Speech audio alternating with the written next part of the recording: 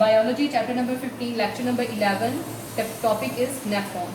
तो आज हमने नेफ्रॉन को डिस्कस करना है। तो nephron is what? Nephron is actually the functional unit of kidney. As we all know कि नेफ्रॉन जो है वो किडनी का यूनिट है, यानी एक किडनी हम लोग कह सकते हैं कि मिलियंस ऑफ नेफ्रॉन्स के मिलने से बनती है। So nephron is the unit of kidney. अब नेफ्रॉन्स को on the basis of their structure हम दो कैटेगरीज में जो है वो डिस्ट्रीब्यूट करते हैं। एक है कॉर्टिकल नेफ्रॉन और दूसरा है juxta medullary nephron. Cortical nephron और जक्स्टा मेडुलरी नेफ्रॉन में एक मेजर जो डिफरेंस है वो ये है इनकी पोजीशन का। जो कॉर्टिकल नेफ्रॉन जैसे कि इसके नेम से शो हो रहा है, तो ये सिर्फ और सिर्फ कॉर्टेक्स वाले रीजन में पाया जाता है। हमें यहाँ तक याद था कि जो एक किडनी है उसके दो मेन पार्ट्स होते हैं। एक पार्ट जो बाउंड्री की तरफ होता है उसे हम क्या कहते हैं? कॉर्टेक्स। और जो इनर पार्ट होता है उसे हम क्या कहते हैं? मेडुला। तो ऐसा नेफ्रॉन जो सिर्फ कहाँ पर पाया जाता है? कॉर्टेक्स में पाया जाता है। That nephron is called the cortical nephron, जैसे कि यहाँ डायग्राम में भी शो हो रहा है। तो एक ऐसा नेफ्रॉन जो सिर्फ कहाँ पर पाया जाता है? कॉर्टेक्स रीजन में, उसे हम क्या बोलते हैं? Cortical nephron. On the other hand जो जक्स्टा मेडुलरी नेफ्रॉन होता है, ऑन द अदर हैंड जो जक्स्टा मेडुलरी नेफ्रॉन होता है, इसके नीचे मैंने क्या लिखा है? It extends from cortex deep into the medulla. ये स्टार्ट कॉर्टेक्स से ही होता है। स्टार्ट कहाँ से होता है? ये जैसे आपको ये बाउंड्री लाइन नज़र आ रही है, तो ये बाउंड्री लाइन से अबव है, कॉर्टेक्स वाली साइड से स्टार्ट हो रहा है, लेकिन ये कहाँ पेनिट्रेट कर जाता है? Deep into the medulla. तो ये पेनिट्रेट करके कहाँ पर आ जाएगा? मेडुला के अंदर। यानी ये कॉर्टेक्स में भी है और मेडुला के अंदर भी मौजूद है। तो इस तरह के जो नेफ्रॉन्स होते हैं that are called the juxtamedullary nephrons. जो जक्स्टा मेडुलरी नेफ्रॉन्स हैं, इनमें जो मेन इनका पर्पस है कि ये क्या करते हैं? They produce concentrated urine. तो ऐसे लिविंग ऑर्गेनिजम्स, ऐसे ह्यूमन बींग्स या ऐसे मैमल्स जिन्होंने कंसनट्रेटेड यूरिन प्रोड्यूस करना होता है, उस काम के लिए जो जक्स्टा मेडुलरी नेफ्रॉन्स हैं, दीज आर एडेप्टेशंस। तो जक्स्टा मेडुलरी नेफ्रॉन्स किस काम के लिए इंपॉर्टेंट है? To produce the concentrated urine, because cortical nephron भी यूरिन प्रोड्यूस करते हैं, लेकिन जक्स्टा मेडुलरी नेफ्रॉन कैसे यूरिन प्रोड्यूस कर सकते हैं? कंसनट्रेटेड, हाईली कंसनट्रेटेड, ऑलमोस्ट 95% तक वाटर को कंजर्व किया जा सकता है। अभी हम लोग डिस्कस करेंगे जक्स्टा मेडुलरी नेफ्रॉन के स्ट्रक्चर को, कि उसके कौन कौन से कंपोनेंट्स हैं। तो जक्स्टा मेडुलरी नेफ्रॉन में ट्यूब्यूल्स होती हैं। कौन कौन सी? सबसे पहले एक बोमेंस कैप्सूल होता है, फिर होती हैं proximal tubules, then is the loop of Henle, और लूप ऑफ हैनले में भी एक डिसेंडिंग और एक असेंडिंग, फिर है distal tubules, collecting duct and ureter. इसे अगर हम डायग्राम में एक्सप्लेन करें तो डायग्राम में आपको ये चीज़ नज़र आ रही है, आप यहाँ पर ये देख सकते हो कि आपके पास एक नेफ्रॉन नज़र आ रहा है। तो नेफ्रॉन में सबसे पहले आपको ये एक कप शेप बॉडी नज़र आ रही है, जो मैंने ब्लैक बाउंड्री में दिखाई है। You can see this is a cup shape body जिसकी ये ओपनिंग है।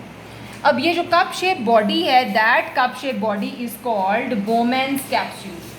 That is called बोमेंस capsule. तो बेटा ये जो आपके पास एक सैक लाइक एक कप शेप बॉडी नज़र आ रही है, इसको हम बोमेंस कैप्सूल बोलते हैं। अब ये बोमेंस कैप्सूल कहाँ जाता जा रहा है? ये जो ब्लैक कलर की ट्यूब्स बनी हुई है आगे, तो ये यहाँ से मूव करता हुआ जा रहा है। तो ये जो ट्यूब है ब्लैक इन कलर जो शो की गई है, जो बोमेंस कैप्सूल के साथ कनेक्टेड है, इसको बोलते हैं प्रॉक्सिमल ट्यूब्यूल। क्यों इसको प्रॉक्सिमल कहते हैं? क्योंकि ये बोमेन कैप्सूल के करीब है।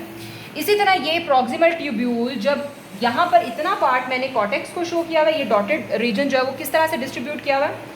इतना हिस्सा कॉर्टेक्स का है और बाकी ये जो है वो मेडुला।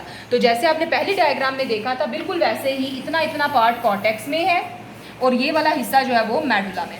तो कॉर्टेक्स से जैसे ये मेडुला की तरफ प्रॉक्सिमल ट्यूब्यूल रन करती है, तो ये प्रॉक्सिमल ट्यूब्यूल एक लूप बन जाती है। This is the loop. ये एक लूप बन जाती है जिसमें नीचे तरफ आने वाली जो लिम्ब है उसको हम बोलते हैं डिसेंडिंग लिम्ब। नीचे की तरफ आने वाली जो लिम्ब है उसको हम क्या बोलते हैं? Descending limb. और इसी तरह जो ऊपर जाने वाली लिम्ब है that is called the ascending limb. तो हमारे पास ये क्या है? एक लूप है और उसको इसके डिस्कवरर की जो नेम है उसके अकॉर्डिंग बोलते हैं लूप ऑफ हैनले। तो असेंडिंग जो लूप ऑफ जो असेंडिंग लिम्ब है लूप ऑफ हैनले की, अब ये असेंडिंग लिम्ब मूव करती है, फिर एक कन्वोल्यूटेड सी एक बेंड सी ट्यूब्स आती हैं और इनको हम लोग बोलते हैं डिस्टल ट्यूब्यूल्स। इनको डिस्टल ट्यूब्यूल इसलिए कहते हैं क्योंकि ये बोमेन कैप्सूल से दूर है। डिस्टल ट्यूब्यूल को क्यों डिस्टल ट्यूब्यूल कहा जाता है? क्योंकि ये बोमेन कैप्सूल से डिस्टेंस पर हैं, इसलिए इनको डिस्टल ट्यूब्यूल कहते हैं। और ये वाले ट्यूब्यूल्स चूँकि ये बोमेन कैप्सूल के करीब थी, प्रॉक्सिमिटी में थी, इसलिए इनको क्या कहते हैं? Proximal tubules. Finally distal tubules कहाँ पर ओपन अप हो रही हैं? Into the collecting duct. This one is the collecting duct. और आखिरकार कोलेक्टिंग डक्ट्स किस में ओपन होती हैं? Into the ureter. तो ये हमारे पास कंटिन्यूअस एक ट्यूब्यूलर सिस्टम है, जिसमें सबसे पहले क्या होता है?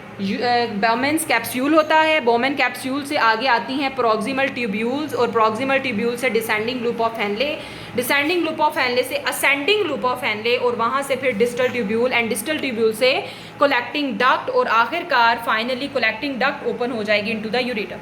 यहाँ तक तो था ट्यूब्यूल्स। अब नेक्स्ट हम लोग देखते हैं ब्लड सप्लाई। तो ब्लड सप्लाई इस पूरे नेफ्रॉन में कैसे होती है? यहाँ पर ब्लड सप्लाई के लिए एक बॉल ऑफ कैपिलरीज मौजूद होता है, जिसको हम ग्लोमेरुलस कहते हैं।